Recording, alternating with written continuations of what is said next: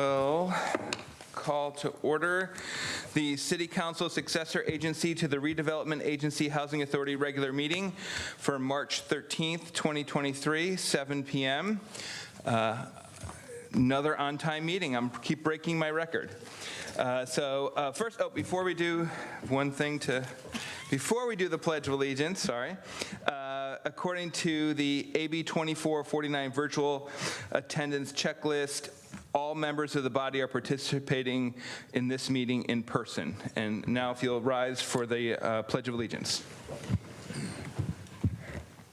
I pledge allegiance to the flag of the United States of America and to the republic for which it stands, one nation, under God, indivisible, with liberty and justice for all.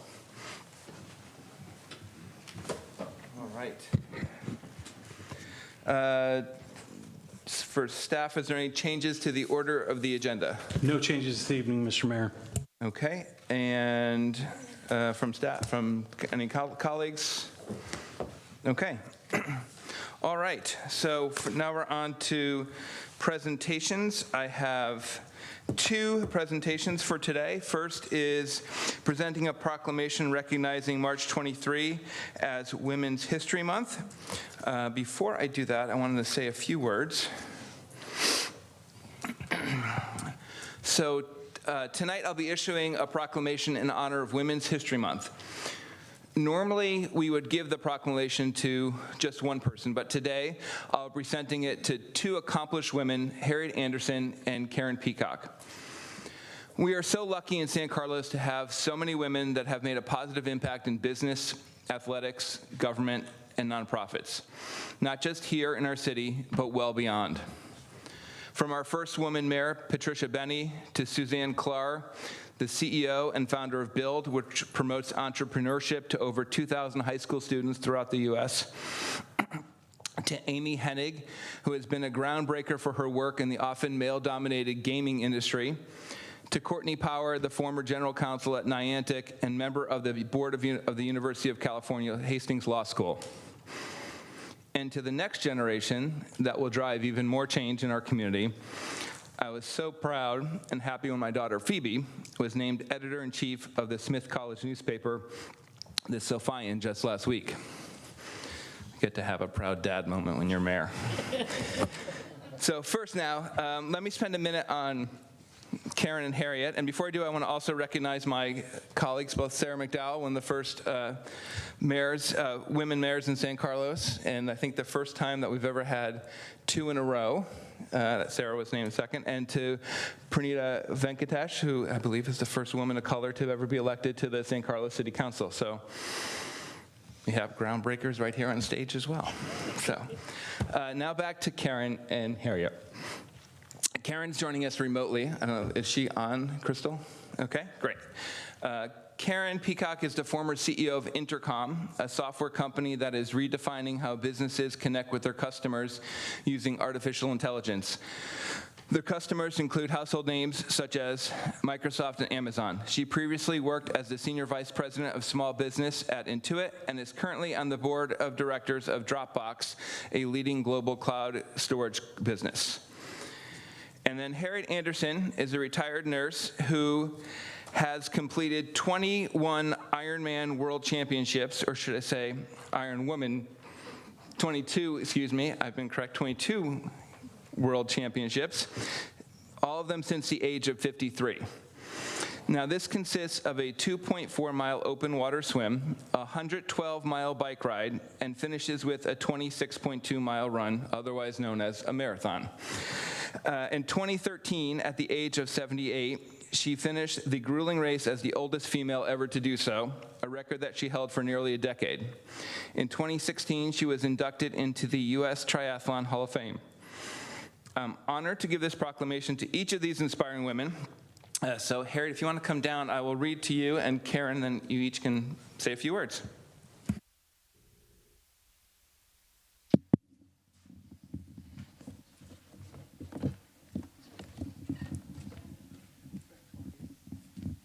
Great. Harriet, do you want to start us off?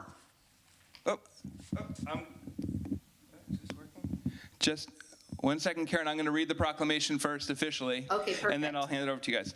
Perfect. Harriet, you're welcome to go first. Okay. All right.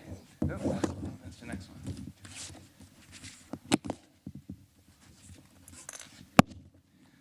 All right. All right. And as someone, of course, who has, my wife and 3 daughters, this is awesome to be able to do this.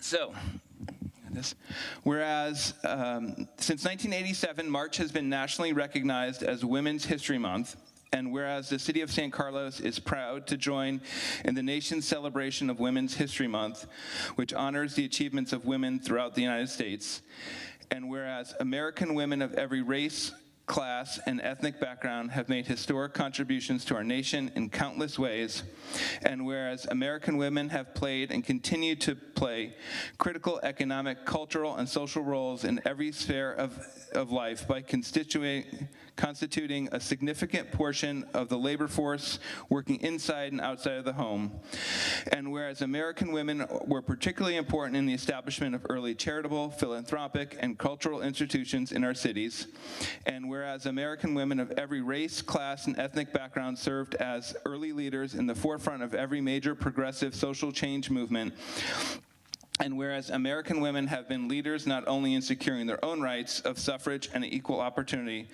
but also in the abolitionist movement, the emancipation movement, the industrial rights movement, and other movements, especially the peace movement, which created a more fair and just society for all. And whereas despite these contributions, the role of American women in history has often been overlooked and undervalued, now therefore be it proclaimed that I, Adam Rack, Mayor of the City of San Carlos, on behalf of the entire City Council, do hereby proclaim March 23rd as Women's History Month in the City of San Carlos and encourage the community to recognize, honor, and celebrate the extraordinary achievements of American women presented this 13th day of March 2023. Thank you very much. You guys want to?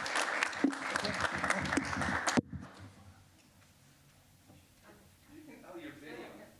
All right. Mary, did you want to go first? No, I wanted. Oh, you want to go? No, I wanted to go there. She wasn't looking at me. Thank you. Perfect. Thank you. All yours. Thank you very much. I'm really honored to receive this. And I was really kind of surprised because I wasn't an athlete starting out when I was young. And it wasn't until I started a class at Kenyatta College called Fitness for Life in the early 80s. And that started me out exercising, starting with a 5K, going up to a marathon. And then in 1987, a friend said, let's start doing triathlons. And I said, oh, I'm not a very good swimmer. And they said, well, join PCC and they will help you learn to swim. There's a master's program there. So I did, and I qualified for Kona in 1989. And there are Ironman races all over the world, and all you have to do is enter and pay your fee.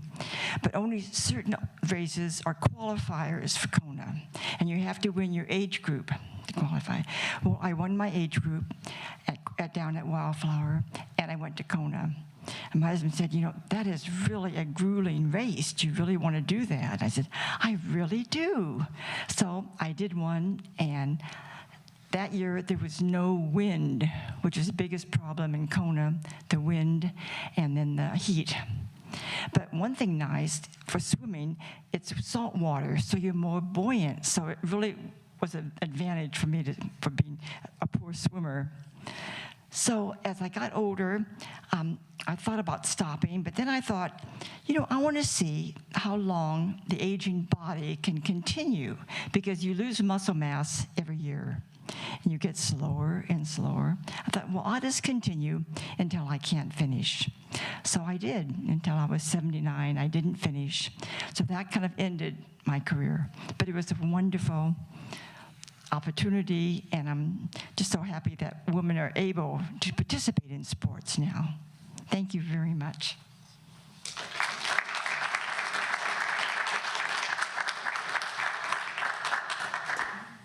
All right, Karen, would you like to say a few words? I would love to. So first of all, Harriet, that is absolutely so impressive and amazing and inspiring, I think probably to all of us hearing about all that you are doing and growing. And when you say that you are a poor swimmer, I suspect your poor swimmer is a 10x better swimmer than I am on my best days. So congratulations, you are really an inspiration. I wanted to say thank you to this whole council and community for the honor. I have lived in San Carlos with my husband, our 2 children, for the last 20 years, and we love the city of San Carlos. We love it because how well run it is, and because of the amazing people. So a big thank you to everybody on the council and everyone who is a part of making San Carlos the amazing city that it is today and has been over the many years that we've been here. My kids are 16 and 18, and they have gone through the public school system here. So from preschool to Heather Elementary to Terra Linda to Carlmont, and have gotten an amazing education. So huge thank you to all of the folks in education who helped make that happen. To our first responders, I really think we have the best first responder community of any town of our size that I've seen, and so many folks to thank for that. And to our whole medical community. We feel so lucky to live in San Carlos. My husband and I were looking at moving to a new house about 6 years ago, and our -- 1 criteria was to stay in San Carlos because we love the town so much. So a huge thank you. I have been a CEO, member of a public company board of directors. I never imagined that, maybe similar to the prior story, I never expected to do that. I never saw other women really doing that. And I have absolutely loved all that I have learned and been able to build.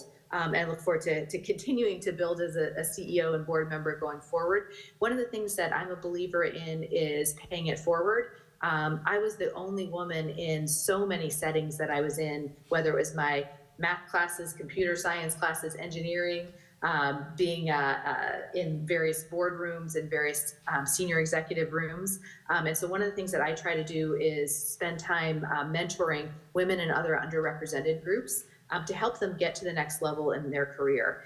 And I would just leave you with the overall comment that we can do anything that we put our minds to. The key is that you will fail from time to time. And the question is, what happens when you do, when you trip, when you fall down? Do you dust yourself off, get up and try again? Those are the people that succeed. And so that's what I try to instill in my children and everyone I work with, and with myself as well. You really can do anything and be the change that you seek in this world. Thank you so much.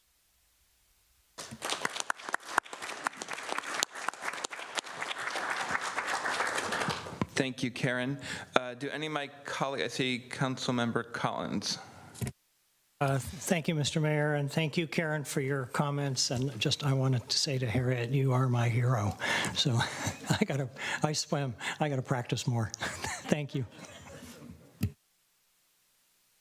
All right, thank you. Let's now have a second proclamation for Joshua Lippman for receiving the Synopsys Science and Technology Championship Award.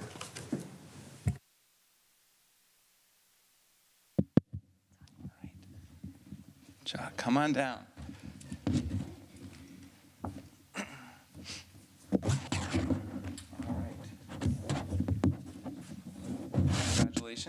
Congratulations. So Joshua was the 3rd place winner of the 2022 Synopsys Science and Technology Championship. So I'm proud to proclaim, whereas the Santa Clara Valley Science and Engineering Fair Association annually holds a Synopsys Championship, which showcases students who become our future scientists, technology experts, engineers, and mathematicians. And whereas through the annual fair competition, hundreds of local students are challenged to go beyond their classroom studies to do independent project-based research. They work independently or in teams to address questions in the field of computer science, environmental science, medicine and health, chemistry, biology, and a half-dozen other categories. And whereas the Santa Clara Valley Science and Engineering Fair Association held the 2022 Synopsys Championship with 3 goals: to stimulate young people's interests in science and engineering, to provide an educational experience to the students, and to publicly recognize the students' talents and achievements. And whereas San Carlos resident Joshua Aaron Lippman from Kahila Jewish High School received 3rd place in the physical science and engineering category for his project titled Effect of Qubit Count on the Calculated Ground State Energy and Molecular Structure of H2O using Quantum Computation. Now therefore be it proclaimed that I, Adam Rack, Mayor of the City of San Carlos, hereby congratulate Joshua Aaron Lippman upon winning 3rd place in the 2022 Santa Clara Valley Science and Engineering Fair Association Synopsis Science and Technology Championship, dated March 13th, 2023. Congratulations.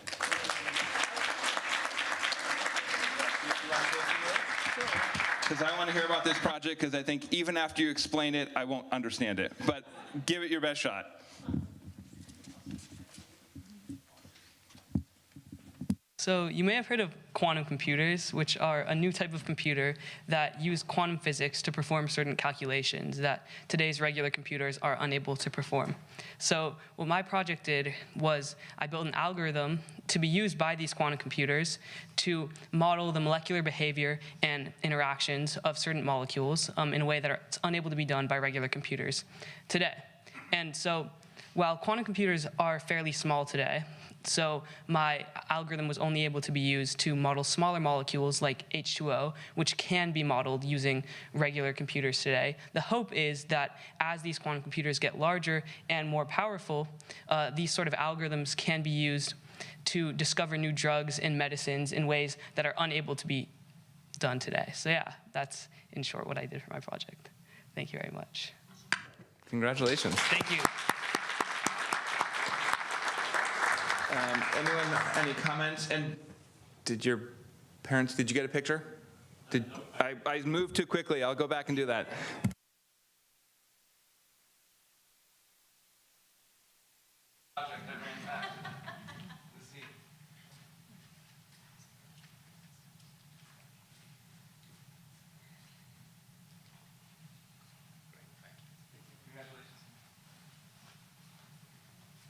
Get extra steps in that way.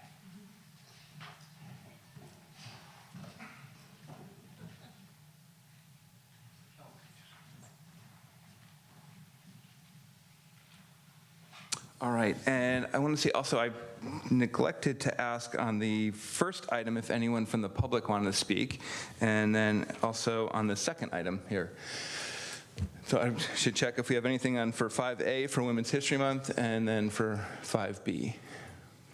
I don't see any hands on Zoom, but if any members of the public would like to make a public comment on either Mr. Lippman's proclamation or the women's history, you're welcome to raise your hand at this moment.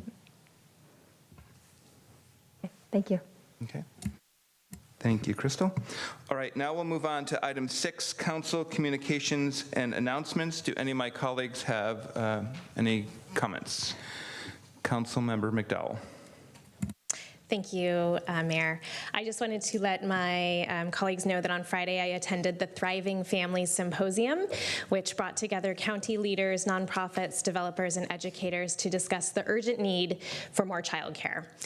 Sarah Kinahan, who works for the San Mateo County Child Care Partnership Council and who is also one of our newly elected school board members, was one of the organizers of the event. And she presented some pretty sobering data about our county's child care shortage, which was based on some new reports that were just released. This data is broken down by city, so I'm hopeful that we can at some point invite Ms. Kinahan to council to present the findings for San Carlos. I think that would be helpful to inform our work on childcare. And Councilmember Venkatesh and I are working with our staff right now as the childcare subcommittee to put together a roundtable discussion for childcare providers in San Carlos to learn more about the operating conditions here as well. Thank you. Thank you, Councilmember McDowell. Councilmember Collins. Thank you, Mr. Mayor. I just wanted to say I had the opportunity to attend a couple of functions. One was at the Adult Community Center Crab Feed, which was, I think, a week ago Saturday, and I want to especially thank the work of who is our ACC center? I just blanked out on her name. Caitlin, yes. Caitlin Matoso and Linda Scannell, thank you very much. And Patty Brown, who did a great job, and all the other people through the Adult Community Center Foundation did a wonderful job. I also had a chance to attend the Perfect Pairings gathering, which was, I think, a week ago Sunday. I think it was the night after, and they was a fundraiser for the Healthy Cities Tutoring Program. And I have signed up to be a tutor sometime in the next few months. So anyway, it was great to go to both of those functions. Thank you. Okay. I don't see any other hands lit. So we will move on to public comment. Persons wishing to address the City Council on matters not on the posted agenda may do so. Each speaker is limited to 2 minutes. If there are more than 5 individuals wishing to speak during public comment, the mayor may choose to allow the first 5 speakers to speak during this time, and the balance of the public comment speakers will be called upon at the end of the council meeting. These are for items not on the agenda. Crystal, do we have any public comment? Go ahead and pull that screen up here. There it goes. I don't have any speaker slips for in person, and checking on Zoom, there are no hands up on Zoom either. Okay, moving on to item 8, consent calendar. These are for items that typically are taken in mass. Do any of my colleagues wish to pull any items from the consent calendar? Okay, anything from staff to pull? Okay, or the public? Okay, if not, I will take a motion. Mr. Mayor, I will move to approve City Council consent calendar items A through L. I'll second that. Okay, we have a motion and a second. Crystal, could you call the roll? Councilmember Collins? Yes. Councilmember McDowell? Yes. Councilmember Venkatesh? Yes. Vice Mayor Dugan? Yes. And Mayor Rack? Yes. Yep. Okay, we are cruising along here. Moving on to item 9, new business, consideration of adopting a resolution adopting the City of San Carlos 2023 strategic plan. And I think we have Neil Blackburn, our Assistant City Manager.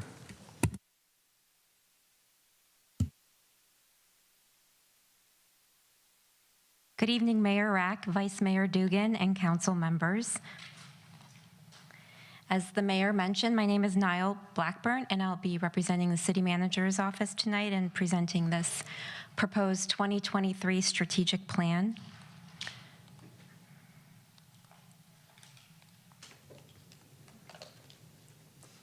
Okay. For this item before you, staff is proposing that the council adopt a resolution adopting the 2023 strategic plan. The 2023 strategic plan includes the city's mission, vision, and values, as well as strategic goals and objectives. These next few slides are really for the benefit of members of our community who might not be too familiar with our strategic planning process.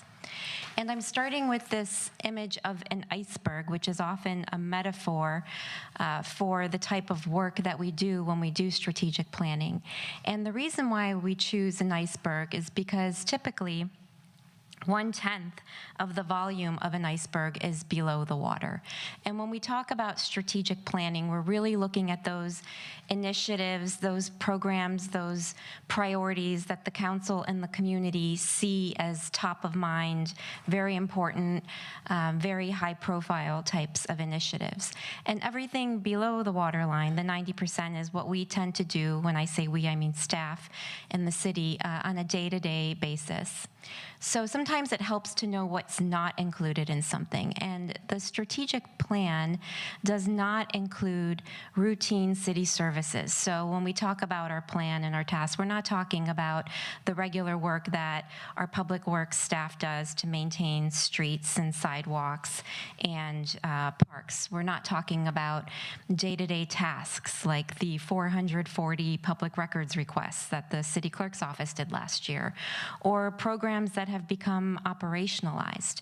A couple years ago, we had a goal called Wildlife, Public Safety, and Emergency Planning.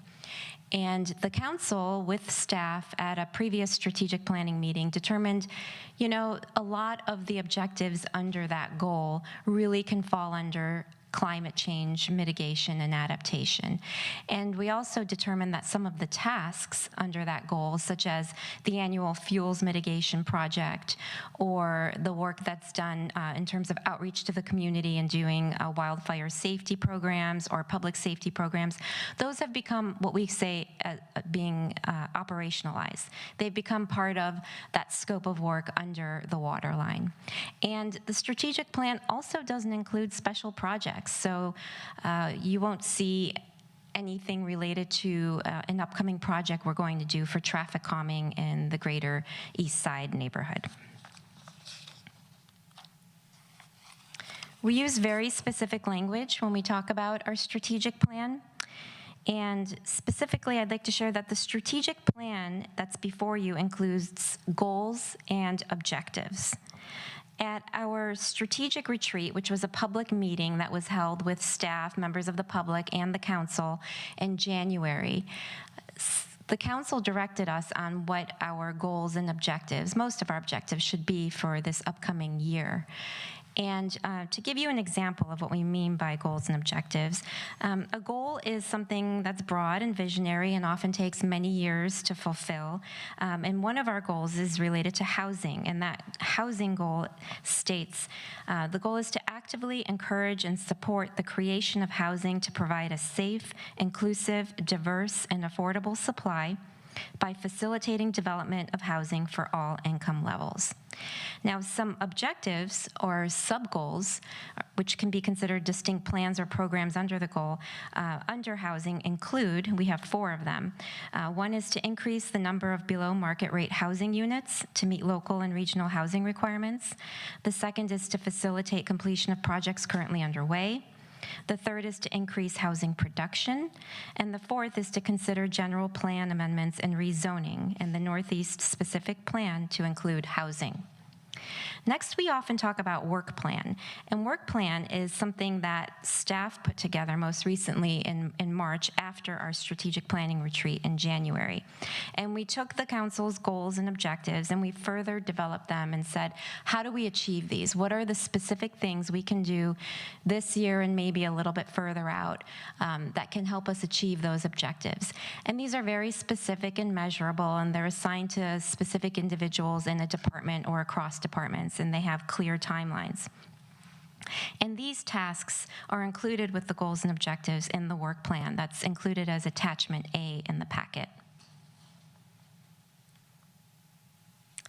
The strategic planning process is continuous, it's dynamic, it's ongoing, and we meet regularly and annually to update it.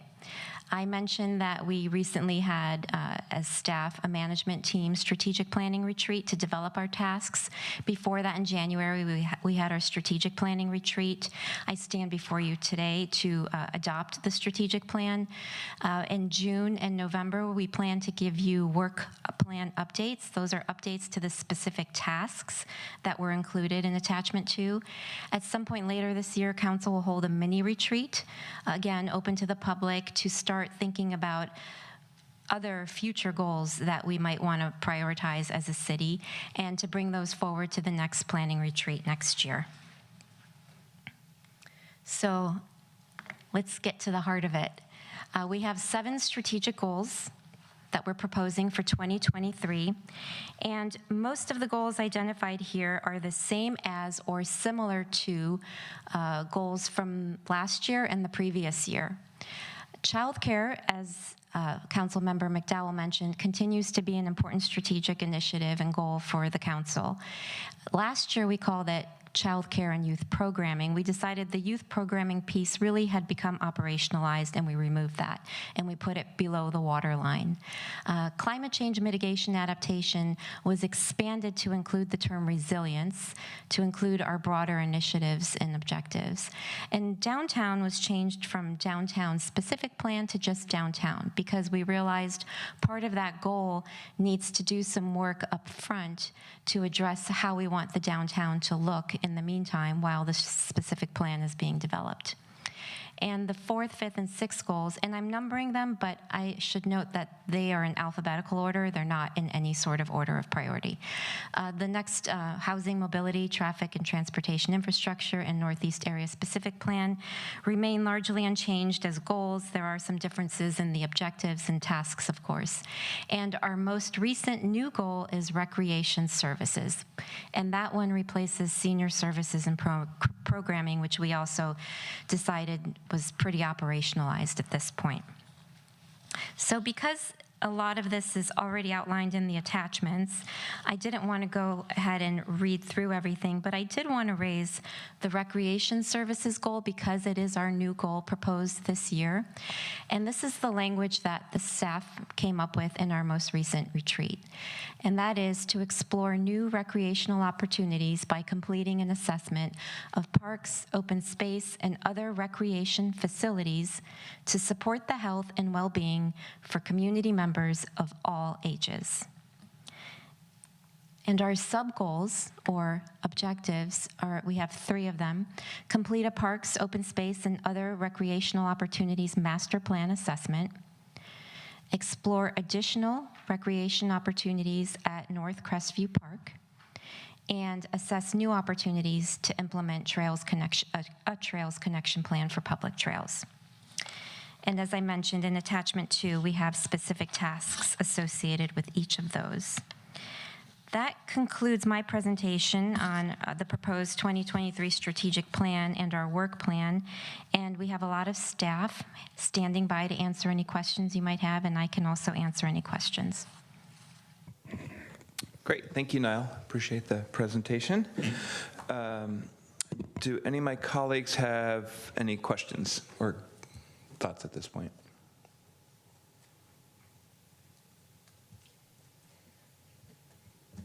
Councilmember McDowell. Thank you, Mayor.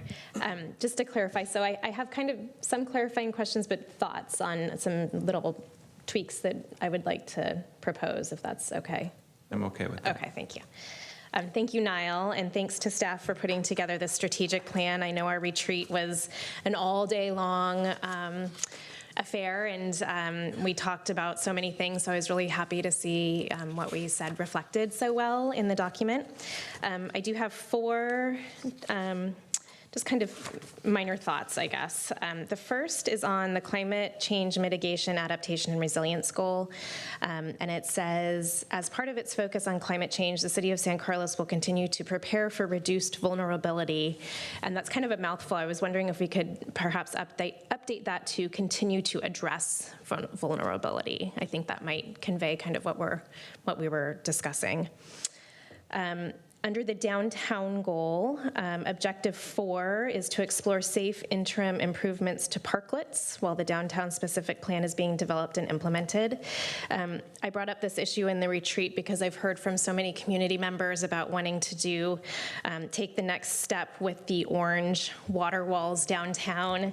And as we're building out our downtown plan, what is kind of an interim step that we could use to beautify. So it's not really only improvements to the parklets, but it's really also taking a look at the orange water walls that are part of the street closure.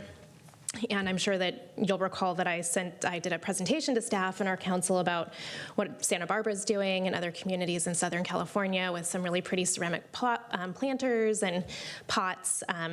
So I'm wondering if we could edit that to say improvements to parklets and surrounding areas, which is reflected later in the document. And also then moving to downtown objective 4, action 1, it says beautify parklets and surrounding areas with art, water walls, and planter boxes. So just wanted to reiterate, I'm hoping to move past the water walls if that's possible and safe. I understand that the water walls are there to keep cars from crashing into parklets, which we certainly want to avoid. And then the mobility and transportation infrastructure objective, number 4, I really enjoyed seeing all the projects that are called out. Our community spent a lot of time giving input to our Safe Routes to School projects. And I just wanted to make sure that as we move forward, looking at our Safe Routes to School, that we're just being mindful that the projects that we tackle going forward can address projects in the hills and projects in the flats, and that we're kind of trying to improve all of the routes to school for all of the different schools that we have a little bit at a time. And then finally, objective 5 for creating a transportation management agency. I am the board member for the Council on Commute.org, and I just wanted to make sure that staff reaches out to Commute.org because this is definitely in their wheelhouse, and they're certainly a great resource to talk about transportation management agencies, and they could share best practices. That's all I have. Thank you. Thank you, Councilmember McDowell. Vice Mayor Dugan. Yeah, thank you, Mayor. And I'll just say I had the same comment about vulnerability on that Councilmember McDowell had, so I support that tweak, and I also support her tweak about parklets and surrounding areas. Then my question is, it was a really good strategic offsite we had. It was a pretty long day, but a good, positive, productive session. And I think staff did a nice job translating that into the objectives. And I look forward to seeing more of the tasks as well. I guess my only question is staff and all of City Hall is excited about 23 as I think we are, because it's such an impactful year? Absolutely. All right, terrific. And you'll see it in our updates as well. And it's nice to come up from below the water line and when we gasp for air to see the big picture sometimes. Terrific. Thank you. Councilmember Collins. Thank you, Mr. Mayor, and thank you, Niall. Very good report. A lot of work goes into these things, so we appreciate yours and the rest of the staff's work on it. This is not something I would normally bring up because I didn't really think about it until I ran into a resident at one of those social events I went to. And it falls under Objective 2 under Mobility, Traffic, and Transportation Infrastructure. And the first action task is perform citywide traffic signal study.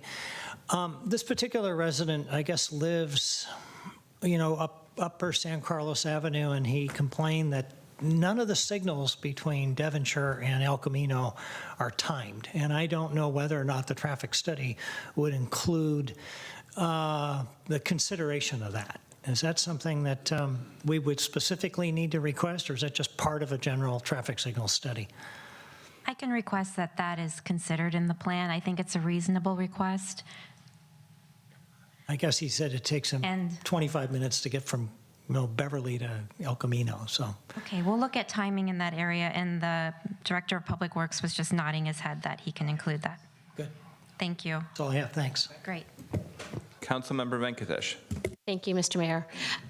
Just to reiterate Sarah McDowell's comments, could we get a timeline on those orange, or like a timeline? Yeah, the water walls. The water walls. Right. So I think currently the specific plan, if all goes well, is planned to be adopted around 2024. And then there are certain actions that need to take place after, obviously, for implementation.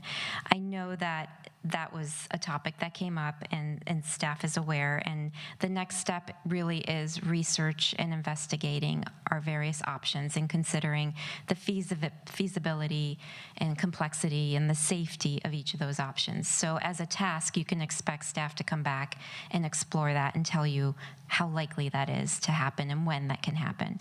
And I think we can give you that timeline then. Thank you. I know that there's a lot of work for you. Oh, no. And everybody. This is why we do what we do. You can just paint them gray, everyone just said.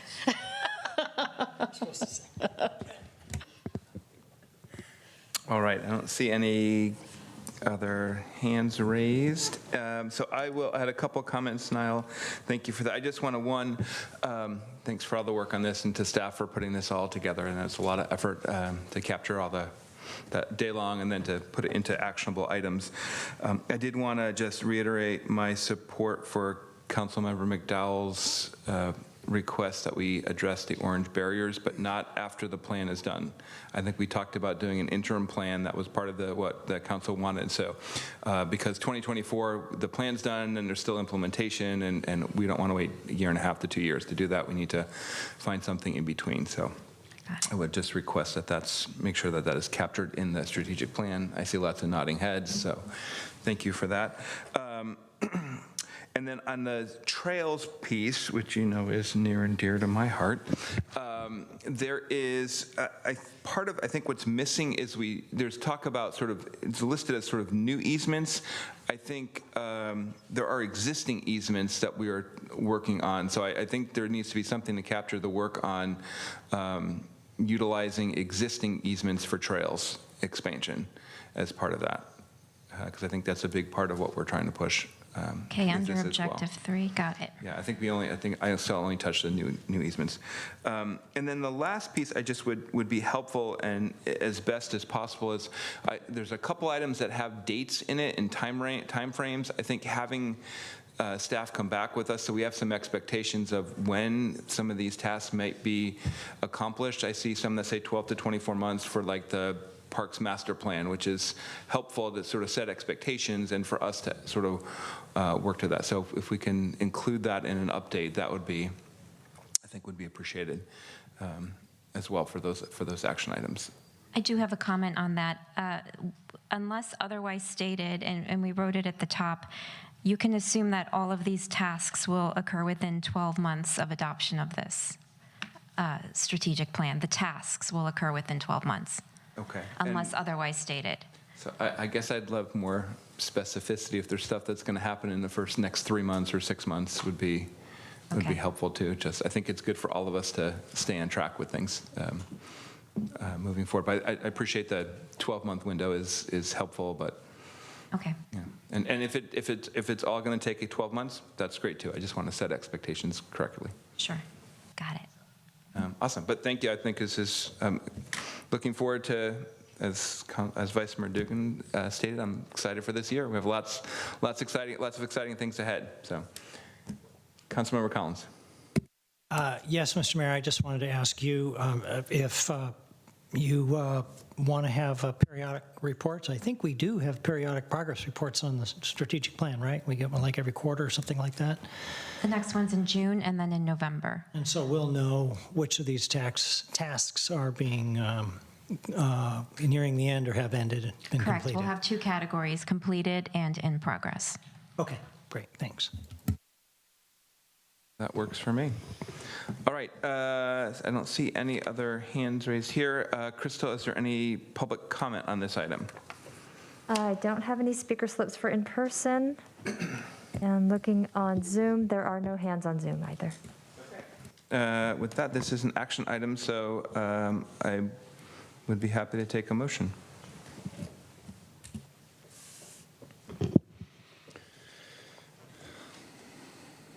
Don't all jump as one. Go ahead, John. You can just go ahead. I got you. Thank you, Mr. Mayor. I move to adopt Resolution 2023-32, a resolution of the City Council of the City of San Carlos adopting the City of San Carlos 2023 strategic plan with the following amendments. In the climate mitigation goal, to simplify the language where it's, where are we at?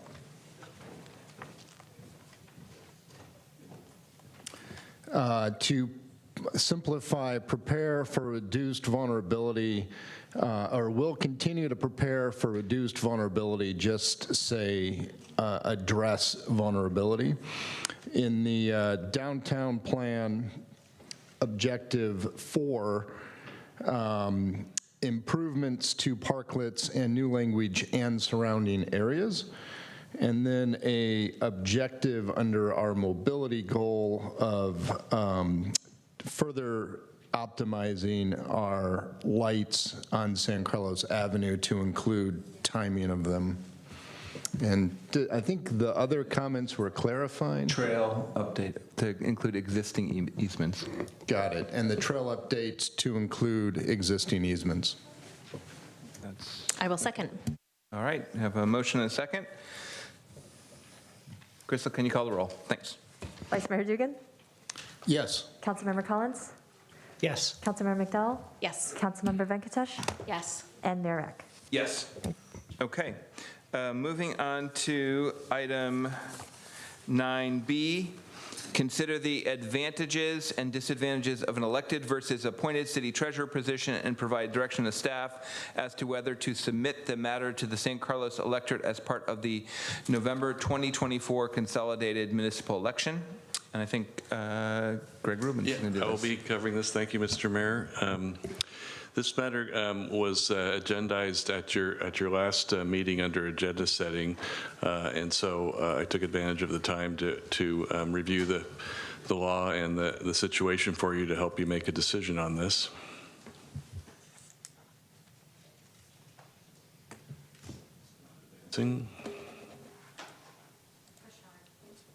There, oops, now it is done. Okay. Okay, got it. Thank you. So as you can see, the city treasurer position has mandatory duties and responsibilities under state law and as part of best practices for financial matters. The treasurer should be knowledgeable of accounting and fiscal reporting requirements mandated by a Government Accounting Standards Board, and the duties of the treasurer have become significantly more complex over the years.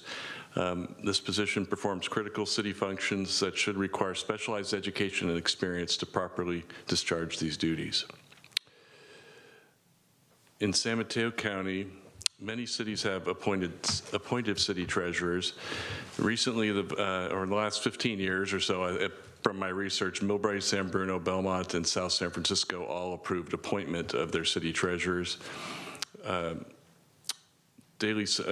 I don't think this is quite right. Daly City is the only one that I think that has an elected city treasurer right now, because South San Francisco, I think recently just approved having an appointed city treasurer. Direct public oversight through electoral process and financial review is one of the advantages. That's what I've heard when I've read other reports of cities that have considered this subject. Elected officers can possibly provide checks and balances because they answer to the electorate. And then there's a residency requirement that can be important in some communities. Disadvantages of the elected city treasurer are the lack of mandatory minimum professional qualifications. They only need to be an elector in the city, being 18 years of age, and a city resident. The applicant pool is limited to city residents. Duplication and potential conflict between the duties and activities of the elected position versus professional staff. There have been instances in my research of reviewing where other cities have contemplated this, that has happened in the past. Not that it's happened here, but it is possible to happen. Sometimes these largely ministerial functions can be politicized. Even though they're generally are technical and ministerial pursuant to law. And then cost, there are periodic elections, salary and benefits and supplies for a elected city treasurer. Under the law, an election is required to change the office of city treasurer to an appointed position. The effective date for an appointed position can only be after the end of a current term, so it can't apply to the currently elected city treasurer.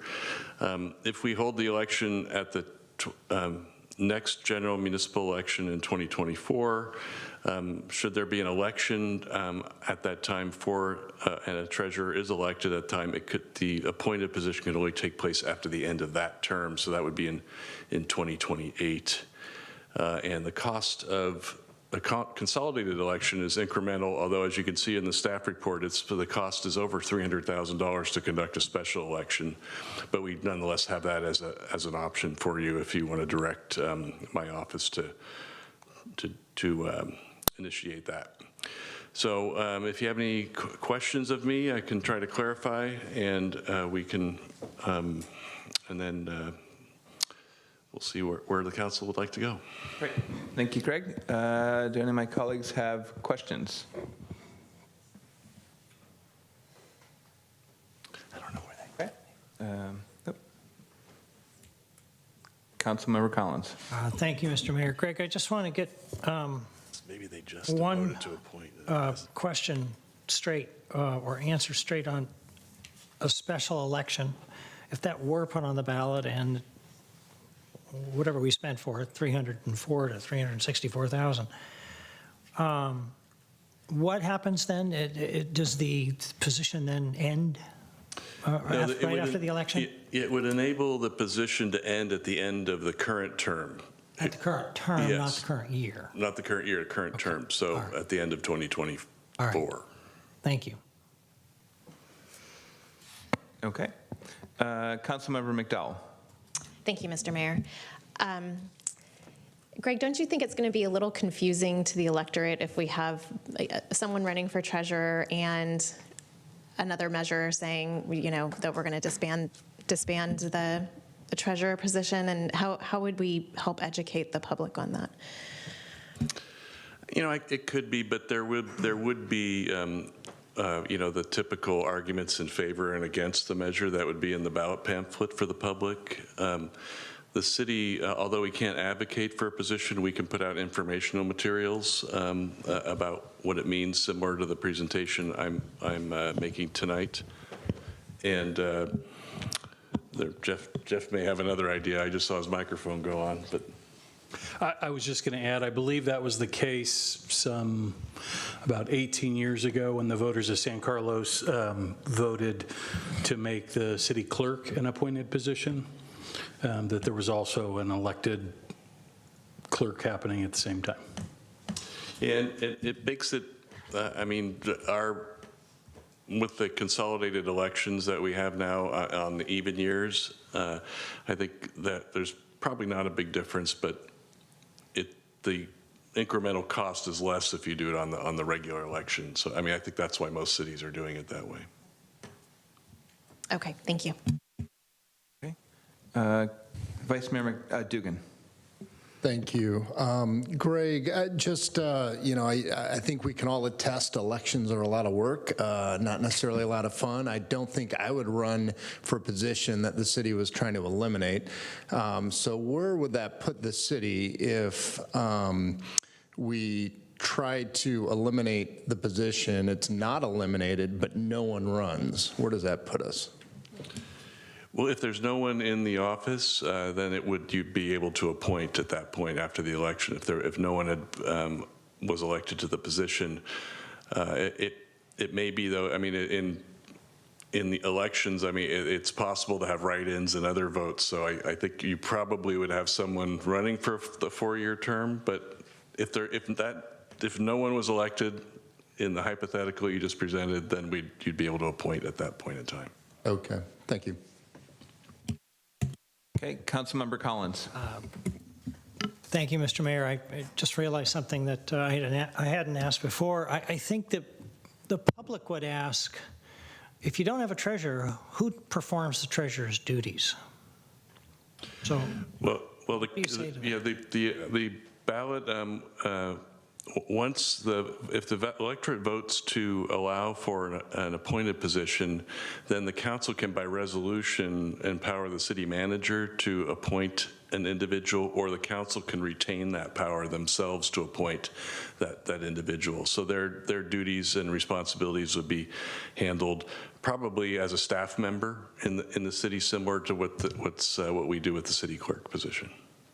okay, and is that something our Administrative Services Department does right now anyway? Or would it be an additional responsibility? Yeah, if the if the council were to put this on the ballot and it were to be approved by the city voters, it would fall to me to appoint, typically, if you look at how it's done in other cities, it would fall to me to appoint somebody, and that person that would be appointed by me would be the Administrative Services Director, who's the professional person responsible for these duties.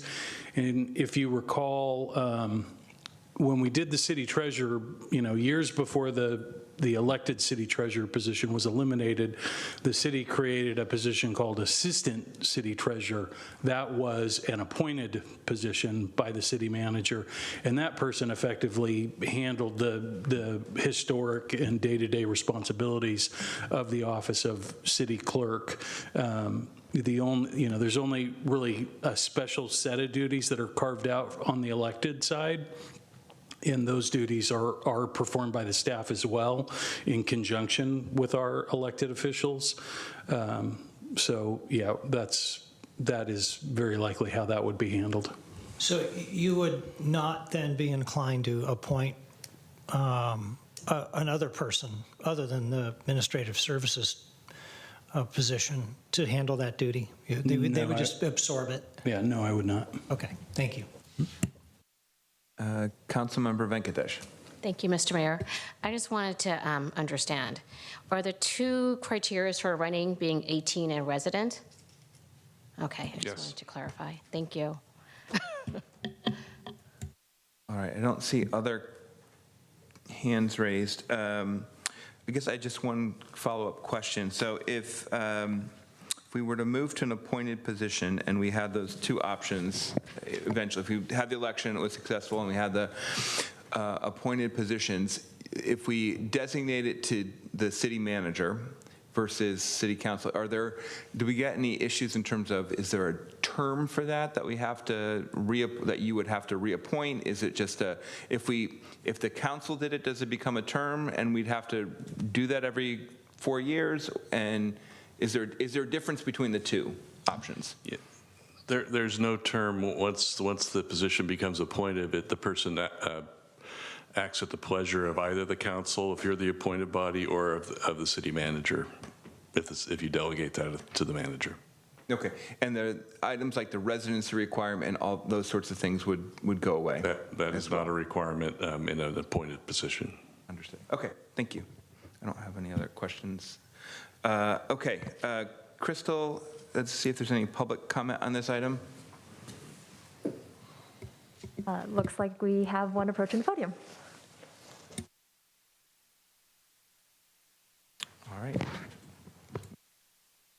Hi, Inga Teagle, City Treasurer, resident of San Carlos. I did put together just a quick note, but you guys don't have to read it. I'll read it for you. Honorable Mayor and members of the City Council, I'm here tonight to ask you to consider keeping the City Treasurer as an elected position. Having been elected with over 13,000 votes in the 2020 election, I was elected to ensure strong fiscal and investment oversight for the city of San Carlos. Not only the city of San Carlos, but I provide the same for CCAG as well as commute.org. So I'm not sure that you all are aware of that, but we do provide those services. I believe that there's strong support within the community to maintain the treasurer position as an elected position because, first of all, as an elected treasurer, I'm maintaining an independent and autonomous role for the oversight and decisions related to the investment and safekeeping of city funds. I'm independent from the city council, from the city manager, and from the finance staff. That's not to say that I don't work very closely in conjunction with them and you all, but I do believe that there's a value in having that autonomous role and checks and balances. And then also, as an elected treasurer, I'm accountable just as you are to the public. And I provide checks and balances and third-party oversight of not only the city functions, but also, as I mentioned, CCAG and commute.org. If you aren't aware of all of the things that I do, I did go ahead and pull together a list. I have to say, when I was considering running for the city treasurer position, I wasn't aware of all of the responsibilities within this role. So I sat down with Mike Galvin, who was our city treasurer for 32 years, and asked him, what are all the things that you do? How often do you do them with? How often do you meet with staff on these things? And so on and so forth. So pull together a document in case you end up deciding to go with an appointed, but there is a list of all of the things that I do. And I'm in City Hall pretty much on a weekly basis, reviewing and approving the warrants lists on a quarterly basis, the quarterly investment reports for the city as well as CCAG, and then also working with the finance department. We just finished going through the audit selection, or the selection process for an independent auditor for the city of San Carlos. So that will be for the next 5 years with an option to renew at the end of that. So there's a few other things that I do in terms of lien releases and things like that I do for the public and the Board of Supervisors when asked. And then I also, on occasion, respond if there's inquiries from rating agencies and public inquiries. So having said all of that, I would just strongly encourage you to consider leaving the city treasurer position as an elected position. I do plan, Councilmember Collins, I do plan to run again in 4 years, so I don't think that it will be a concern of not having a city treasurer through 2028. And at that time, you, depending on what the voters may or may not decide, should you decide to put this on the ballot in 2024, then we'll go from there. But thank you for your consideration this evening. Any questions? Nope. Great, thank you. Thank you, Treasurer Teagle. Okay. Do we have any other public comment? No, there are no other hands. Okay. Is there any comments from my colleagues?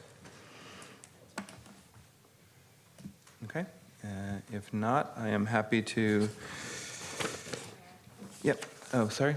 Go ahead, Councilmember McDowell. Thank you. I wanted to thank Treasurer Teagle Doherty for coming up and giving us your list of responsibilities that you hold. I think since this is our comment period, I think that what bothers me the most is that the treasurer is required to invest and manage city funds, and yet the city is prohibited from establishing any requirements regarding having an accounting degree or specialized experience in the field. And this long list of jobs kind of makes that very clear to me. The only qualifications that we have for a treasurer, as our city attorney mentioned, is that they're 18 years old and registered voters. And I think that's actually a big liability for the city, because we could have someone who runs and has zero experience, and they're in charge of all of these, financial jobs for the city. It also appears to me that San Carlos is kind of behind the times. We are one of the last cities to have an elected treasurer, and so I think that it's time that we kind of update our policies. So for these reasons, I'm going to support putting this on the 2024 ballot with the intention of making this position a more modernized, appointive position. Thank you, Mr. Mayor. Okay. Thank you, Councilmember McDowell. I don't see any other hand raised, and I will call for a motion.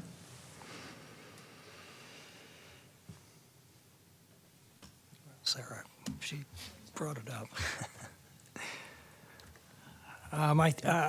Before we have a motion, I just wanted to, Mr. Mayor, if it's all right, I'd like to get a sense from the rest of my colleagues where they fall on a special election or putting it on the November ballot or not doing it at all. I'm wondering, I'd like to get input from everybody. Yeah. Any thoughts on that? We know where Sarah stands, so that's good. That's one down. All right, Vice Mayor Dugan.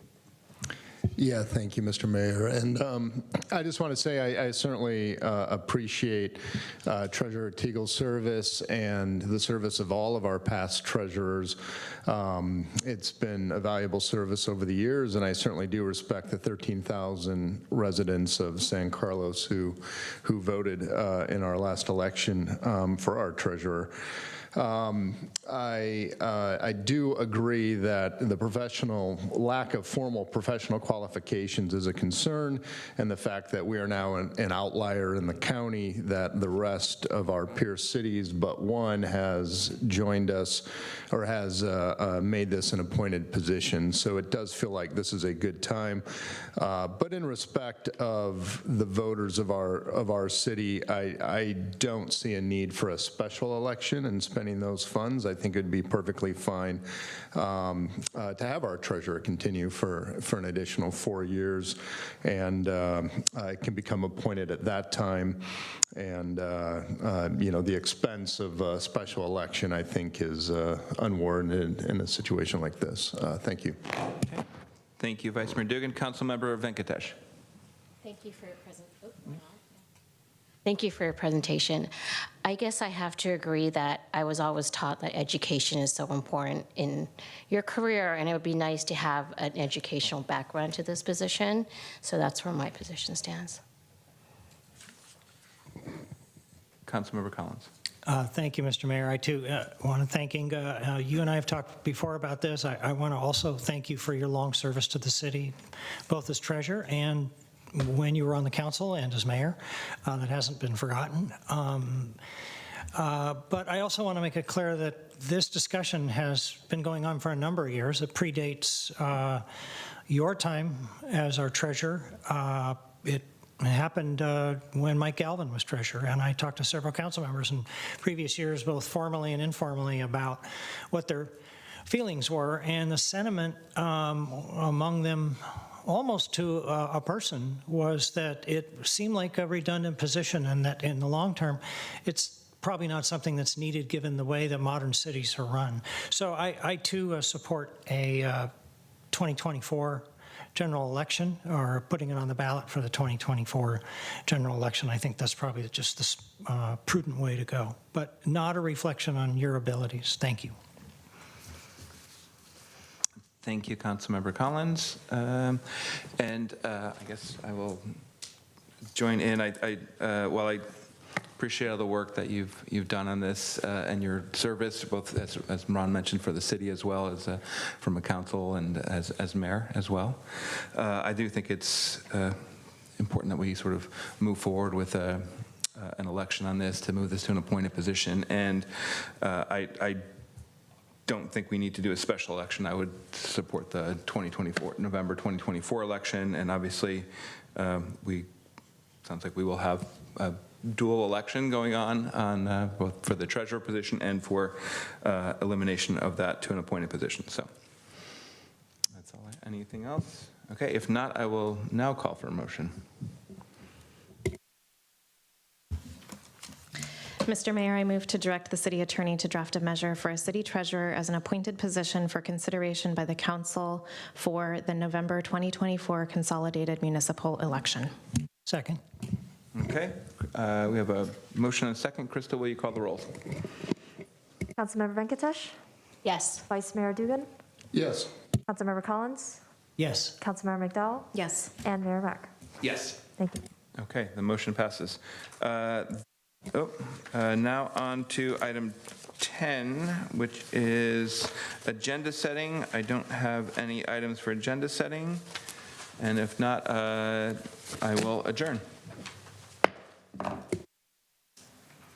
That's a new record. That's a new record.